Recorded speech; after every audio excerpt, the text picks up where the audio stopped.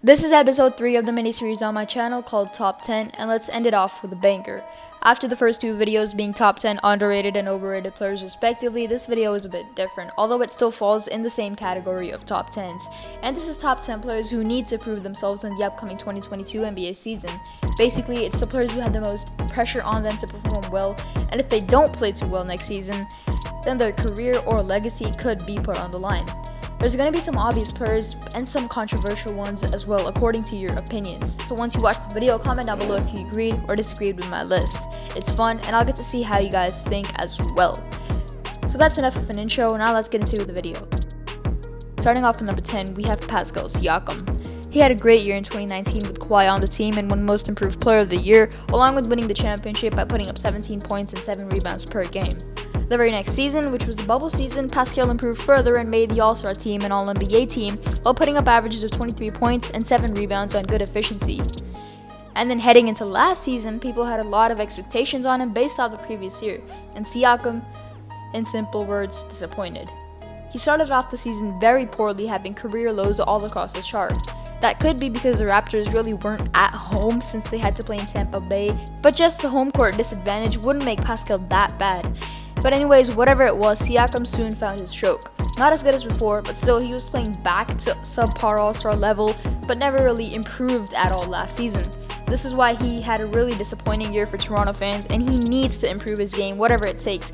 Maybe improve his passing ability or having a better jump shot. He needs to show and prove himself next season, or else he'll turn into another one of those players whose talents just faded away.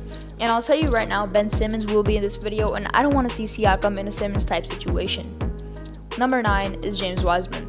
Wiseman was the hope of the Warriors fans who knew last season would not be so great. People wanted him to be a Rookie of the Year candidate without even barely playing in college. So with that much expectations, he fell under the pressure and failed to perform. It also didn't help that he tore his meniscus midway throughout the year and was sidelined out for the whole season. Next year, Wiseman will be part of a Warriors team that is looking to make a finals run, and he needs to be a huge part of it, otherwise this team will not have the success they want.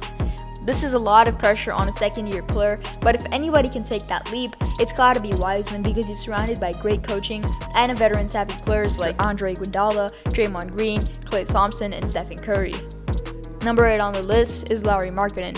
Markkanen was called the steal of the 2017 NBA draft and had a great rookie season for the Bulls,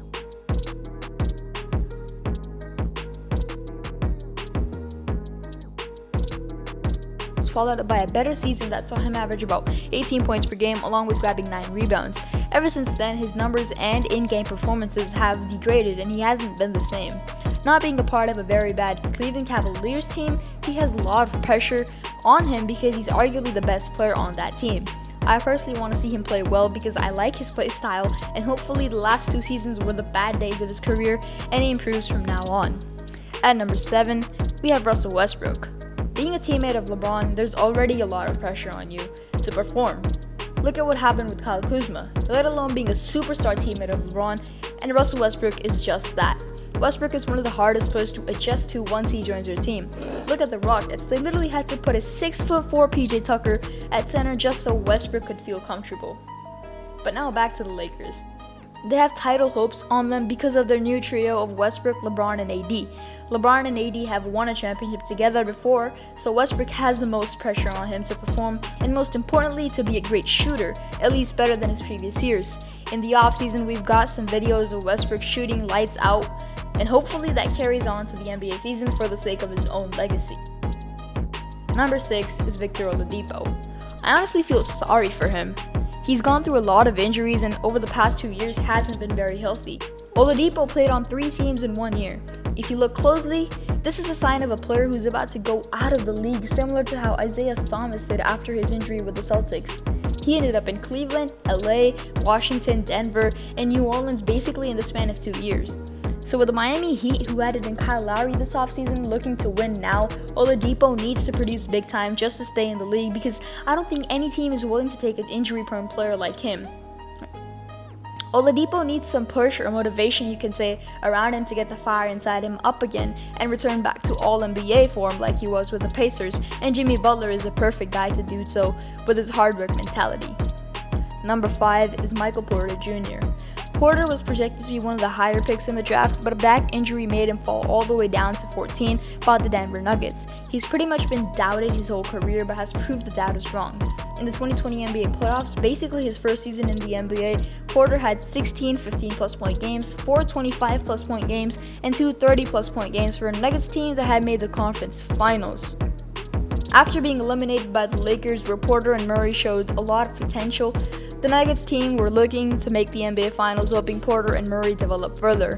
While Murray got injured near the end of the season, Porter shined throughout, but it wasn't enough to make the Denver Nuggets championship contenders. So now, heading into next season, I and many other people have a lot of expectations for Porter Jr.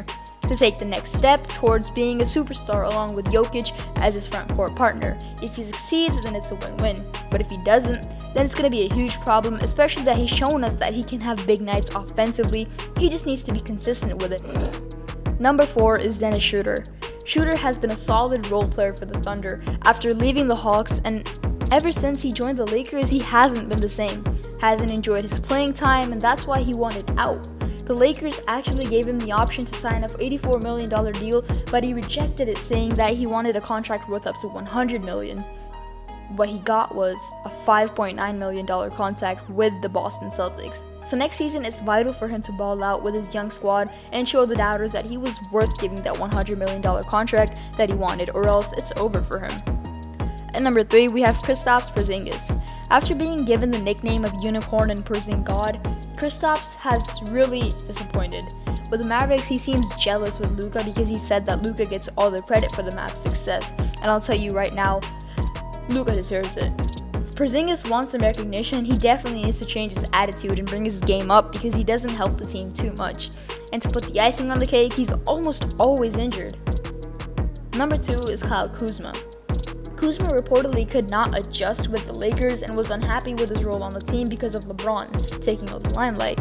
So now, after being traded to the Wizards where he would have a better role, he should be able to perform better, right? Well, nobody really knows the answer to that. Let's hope for the best.